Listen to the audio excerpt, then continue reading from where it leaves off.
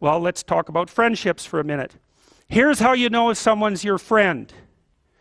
A, you can tell them bad news, and they'll listen. They won't tell you why, you're stupid and why that bad thing happened to you and how something worse happened to them once and, derail the whole conversation. You can actually tell them bad news and they'll listen. So that's a good thing. And then, this is a weirder thing, you can tell them good news and they'll help you celebrate. And that's a really good way of deciding who you should have around you. Because if you have someone around you, something good happens to you and you're kind of afraid to even admit it because, God, something good happened to you. It's like, you let that be known and it'll certainly be taken away. So, you come out and you sort of tell someone half-heartedly that something good happened to you and they give you a whack and then talk about, the great thing that happened to them 3 years ago. Or worse, the great thing that happened to someone that they knew 3 years ago. It's like, go away from that person. They're not helpful to you. And they're not helpful to themselves either. And so you want to surround yourself, you got to think about this. You got to surround yourself with people who want the best for the best part of you.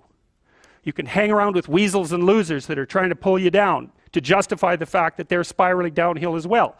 And the upside of that is you don't have to have any responsibility and you can all whine about how wretched life is, so that's pretty attractive. But I would say it's also a bad medium to long-term plan. And so it's acceptable and desirable to try to surround yourself with people who are facilitating your development. And you might say, well, I've got people around, I know them well, they're not doing that well and they don't fit into that category. It's like, what's your point?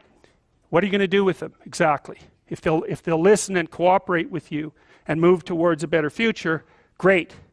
If they don't pay any attention and they keep doing the same damn things over and over and they're not going anywhere and it's painful, then maybe the proper thing to do is say, you just have your misery. I'll go off and have my life. And maybe you'll wake up at some point in the future and think that's a better way of being.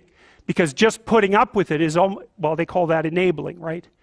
You put up with that sort of behavior, you're providing tacit consent for it and even tacit approval. It's like, it's a bad idea. You have, I would say, both the right and the responsibility to surround yourself with people who are good for the best part of you.